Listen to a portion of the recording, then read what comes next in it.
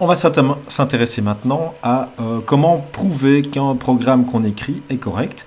Et comme vous le savez, et comme ça avait été aussi écrit par Dijkstra, qui est un informaticien très célèbre, ce sont vraiment les bugs qui coûtent cher dans les programmes, parce qu'ils peuvent avoir des conséquences dramatiques, ils sont difficiles à trouver, etc.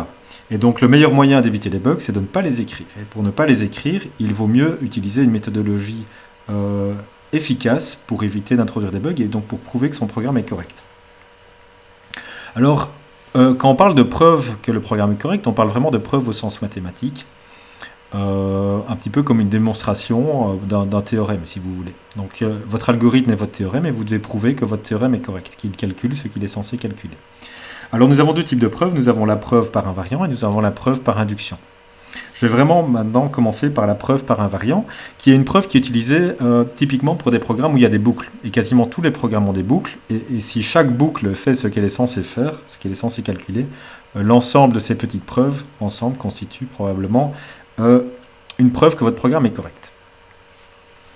Alors, un invariant de boucle, c'est une propriété mathématique qui va rester vraie tout au long de l'exécution de la boucle, c'est-à-dire au début, la première fois que vous rentrez dans la boucle. Si elle est vraie lorsque vous rentrez dans la boucle, elle doit aussi être vraie à la sortie de la boucle, donc à la fin de la boucle avant de commencer l'itération suivante. Et aussi, elle doit être vraie lorsque vous êtes sorti de la boucle. Et pour que la boucle se termine, vous avez également besoin de ce qu'on appelle un variant, pour être certain que la boucle se termine. Par exemple, c'est votre variable i qui va aller de 0 jusqu'à n, et à n, vous sortez de la boucle parce que vous avez fini d'itérer sur un tableau. Ça, c'est ce qu'on appelle un variant qui vous garantit la terminaison de la boucle.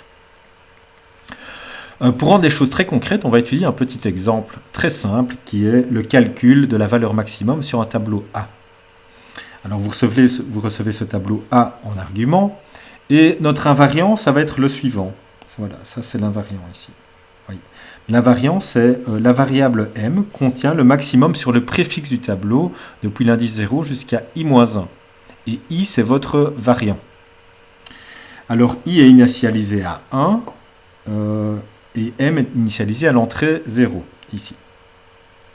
Et donc ici, si jamais je dis que mon invariant est vrai étant donné que i égale 1, si je le traduis, ça veut dire que m est égal à la valeur à a0.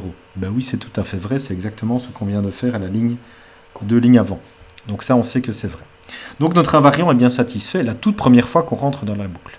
Maintenant, on doit montrer que s'il est vrai lorsqu'on est au début de la boucle, il est encore vrai à l'itération i, il est encore vrai à l'itération i plus 1. Supposons qu'il soit vrai. S'il est vrai et que j'exécute ceci, juste après ceci, j'ai bien que m est égal au maximum sur le tableau a de 0 jusqu'à i, puisque je viens de remplacer éventuellement m par l'entrée i, si jamais celle-ci était plus grande que m. Ok. Mais ceci n'est pas mon invariant. Pour que mon invariant soit rétabli, je ne dois pas oublier de refaire l'incrément sur i. Et maintenant, mon invariant est de nouveau établi. Alors, lorsque je vais sortir de la boucle, i vaudra... Voilà, lorsque je sors de la boucle, vous voyez que i, lorsque je vais sortir, i est égal à la longueur du tableau. Donc, i est égal à la longueur du tableau. Et donc, m est égal à ceci, où i vaut a.length. C'est exactement la propriété qu'on voulait. On a donc la preuve que la variable m contient le maximum sur l'ensemble du tableau et on peut la retourner, c'est bien ce qu'on souhaitait calculer.